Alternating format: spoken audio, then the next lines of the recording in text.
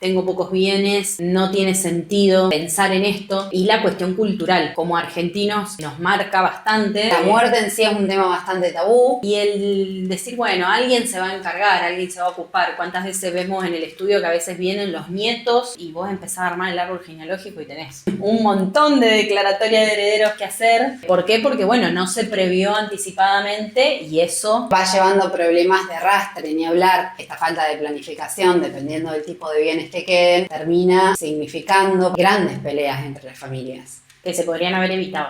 Con una planificación adecuada, dejar en claro qué le corresponde a cada quien. Exactamente. Bienvenidas y bienvenidos a un nuevo episodio de Mirada Legal. Hoy vamos a conversar un poquito sobre lo que llamamos la planificación sucesoria, es decir, organizar qué será de nuestros bienes luego de nuestro fallecimiento. Bien, y hay todo un tema con esto porque la verdad es que hay muchas herramientas que podemos utilizar estratégicamente y está esa idea de que la planificación sucesoria es para determinadas personas, para determinadas situaciones. Y lo cierto es que la ley lo regula para todas las personas, ya sea que tengan un auto, una casa, un emprendimiento, fondos en un banco. La planificación sucesoria permite hacer uso de diversas herramientas. Sí, y organizar los pocos o muchos bienes que haya. Tal como decís vos, no tiene mucho que ver con la cuantía o la cantidad de bienes que haya, sino más bien con la existencia de bienes y la preocupación que se tenga de antemano respecto del destino de esos bienes. Exacto. Hay dos cuestiones que también es cierto que en Argentina tiran a veces un poco para atrás o retardan la cuestión de utilizar la planificación sucesoria. Una es la cuestión tabú, de no hablar de las cuestiones económicas, primordialmente cuando hay una cuestión de muerte mediante. Y otra de las cuestiones, digamos, el considerar esto de la cuestión patrimonial. Si no hay mucho patrimonio, esto no se hace. Y lo lamentable es que a veces, cuando esta planificación no se realiza, termina siendo muchísimo más cuantioso luego del fallecimiento de la persona organizar esos bienes, en virtud de que cuanto más conflictivo sea un proceso sucesorio, seguramente más caro es, y eso termina a veces haciendo hasta engorroso realizar la sucesión misma. Hay veces donde tenemos explotaciones que están en funcionamiento y ante el fallecimiento de una persona no puede eso quedar paralizado. Exactamente. Inmediatamente tiene que seguir funcionando, tiene que seguir generando ingresos. Muchas veces hablamos de empresas familiares, que son empresas pequeñas, con pocos empleados o donde los mismos integrantes de la familia son los que trabajan en ese emprendimiento, y la verdad es que ni hablarse además, algunos de los de la familia forman parte de ese emprendimiento y otros no. Exactamente. Que es donde suelen surgir las complicaciones cuando no hubo una planificación sucesoria a tiempo. Claro, exacto. Entonces la idea es evitar conflictos, es decir, dejar un panorama organizado, evitar costos, porque esto permite, por una decisión anticipada a tiempo y de manera asesorada, uno puede evitar costos que van a tener que afrontar entre todos los herederos y demás. Así que vamos a adentrarnos en el tema. Y empecemos por, como siempre hacemos, bueno, primero por dar un concepto claro de qué estamos hablando cuando hablamos de planificación sucesoria. Siempre que estemos hablando de planificación sucesoria vamos a estar hablando de aquellas estrategias, de aquellas herramientas legales que nos van a permitir organizar el patrimonio que tenga en este momento respecto de lo que pasará con ello luego de mi fallecimiento. Siempre que hablamos de planificación sucesoria estamos hablando de esto, de qué herramientas están previstas legalmente para yo poder asegurar que se haga mi voluntad con los bienes que queden, así como también evitar conflictos futuros con mis herederos. Claro, y esa evitación del conflicto se da principalmente porque la planificación sucesoria debe hacerse respetando ciertos límites, que son los límites legales, por ejemplo, establecidos para lo que son los herederos forzosos. Es decir, una planificación sucesoria no debería dejar a un heredero forzoso sin recibir la parte proporcional que le corresponde a la herencia, ¿sí? No debería ni puede, y de hecho ese heredero siempre va a tener la potestad jurídica de reclamar aquello de lo que se lo haya dejado afuera. Sin embargo, así como tenemos una legítima que nos marca un límite, recuerden ustedes que llamamos legítima a esa porción de los bienes que le corresponden a los herederos forzosos, aquellos herederos que la ley dice esto sí o sí, si existen heredan. Ahora bien, eso es un porcentaje del patrimonio. El resto del porcentaje del patrimonio que no está alcanzado por la legítima de los herederos forzosos es libremente disponible. Lo es libremente disponible hoy, lo es libremente disponible sobre qué quiero que pase después de mi fallecimiento con eso. desde donarlos a terceros a cualquier otra situación que quiera realizar, lo puedo disponer con libertad. Exactamente. Cuando hablamos de planificación sucesoria, hablamos de esa porción. Exactamente. Como decíamos antes y al principio, hay distintas herramientas, es decir, hay distintas figuras jurídicas a las que podemos recurrir para hacer efectiva esta planificación sucesoria.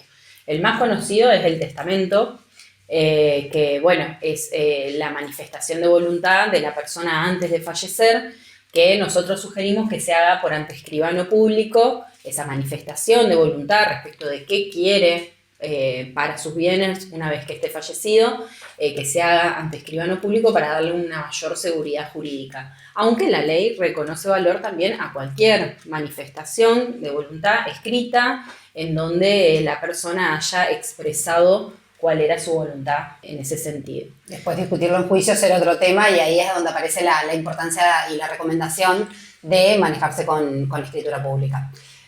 Porque es la manera que tenemos más legítima de demostrar cuál era la voluntad de la persona a través del testamento con escritura pública. Otra de las cuestiones, y que es muy utilizada, esta seguramente todos los que escuchan la van a conocer, que es el tema de las donaciones en vida, ¿sí? Que los que están vivos hoy respecto de sus bienes se los donen, incluso a veces se los donan a sus mismos herederos forzosos, y acá, bueno, están las variantes de si se reserva o no el usufructo del bien de manera vitalicia o por un tiempo, etcétera, pero bueno, son variantes dentro de lo que es la donación, entendiendo como aquella liberalidad, aquel ejercicio que hace una persona de le entrego gratuitamente mis bienes a tal o cual persona. Y sí, siempre tienen que analizarse y decidirse en base al caso concreto, todas estas herramientas, porque muchas veces se difunde, bueno, hace una donación en vida y listo, ya está, te sacas el problema de la sucesión de encima, y bueno, si bien es una herramienta, es una más de las variadas que hay y que muchas veces puede no ser útil para el caso en concreto. Exactamente, por no eso es la única adaptada. aplicable. Exactamente. Entonces hay que ver el caso concreto y por eso sí recomendamos siempre busquen un abogado que sepa sobre la materia, que les pueda asesorar de cuáles son todas las herramientas disponibles y cuál es la que mejor se adecúa a la situación planteada y a la voluntad que tenga la persona que quiera hacer la planificación, ¿no es cierto? Exacto. Otra de las figuras que se usa mayormente en el ámbito de las sociedades comerciales es la previsión en el mismo contrato social o estatuto respecto de las transmisiones de las participaciones societarias una vez que fallece alguno de los socios. Exactamente, para que no haga falta hacer la sucesión por el tema de la transmisión. La otra cuestión también que está presente es el mandato post-mortem, es decir, cuando la persona planifica que va a dejar a una persona encargada de la administración de los bienes y que este mandato que es post-mortem precisamente, o sea, se inicia con el fallecimiento de la persona. Exactamente. Y otro de los temas que nos parecía súper importante tener en cuenta para esto de la planificación sucesoria son las excepciones a la legítima. Exactamente. Hay algunos casos en los que la ley prevé, el principio general es que no pueden ser dejados de lado los herederos forzosos y la porción que les corresponde sobre el patrimonio de la persona fallecida es intocable. Ese es el principio. Ahora bien, hay excepciones que están previstas legalmente en el que si expresamente se prevé la posibilidad de que esa legítima se vea afectada o que tenga que ponerse en espera, o pueda ponerse en espera, o pueda incluso achicarse. El primer caso que es muy conocido es el derecho que le queda a la cónyuge o el cónyuge supérstite respecto del inmueble que era sede del hogar conyugal, ¿sí? Porque en esos casos lo que mantiene el cónyuge supérstite es el derecho de uso de esa casa, ¿sí? Y los herederos, por más forzosos que sean, tienen que esperar, en todo caso, el fallecimiento de la persona para poder, por ejemplo, liquidar ese inmueble, ¿sí? La esposa o el esposo que sobrevive al fallecido tiene derecho a seguir viviendo, habitando en ese inmueble, en el inmueble que fue sede del hogar, donde compartieron la vida, tiene derecho a seguir viviendo allí hasta su fallecimiento, aun cuando el bien sea solamente de la persona fallecida. No es necesario que sea un bien ganancial. Entonces, en este caso hay una importante afectación a lo que es la legítima de los otros herederos, que pueden querer vender esa casa y no van a poder hacerlo hasta que se produzca el fallecimiento de la cónyuge o el cónyuge que sobrevive. Otro de los casos que está previsto en la normativa legal y que lo hemos visto mucho acá en el estudio porque es una preocupación lógica la que tienen los progenitores respecto de personas con discapacidad, en que pasará luego de su fallecimiento, primordialmente respecto de los bienes. Entonces, acá es importante que sepan, existen herramientas legales sobre cómo prever esta posibilidad y es uno de los casos en que la misma ley permitiría la afectación de la legítima del resto de los herederos a fin de poder proteger a este heredero en particular que por su discapacidad requiere de mayores apoyos o tiene mayores costos económicos para manejarse o necesitará de alguien que lo acompañe en su administración. Exactamente. De ahí entonces que es importante que se asesoren sobre esto porque además no es algo que pueda surgir solo luego del fallecimiento de la persona, tiene que quedar expresamente previsto por quien va a dejarle los bienes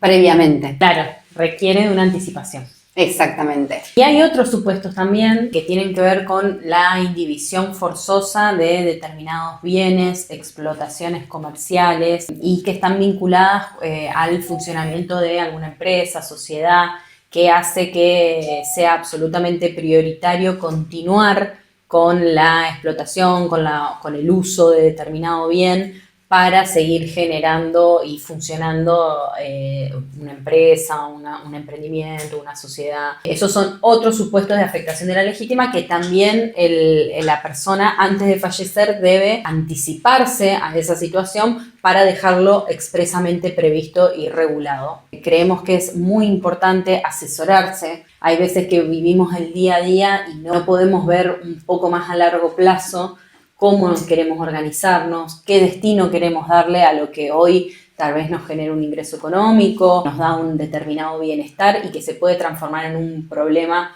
para las personas que dejamos y que van a ser nuestros herederos. Así que bueno, los invitamos a que nos sigan en nuestras redes, en donde van a encontrar información útil y sencilla sobre cuestiones de derecho. Y nos vemos en la próxima.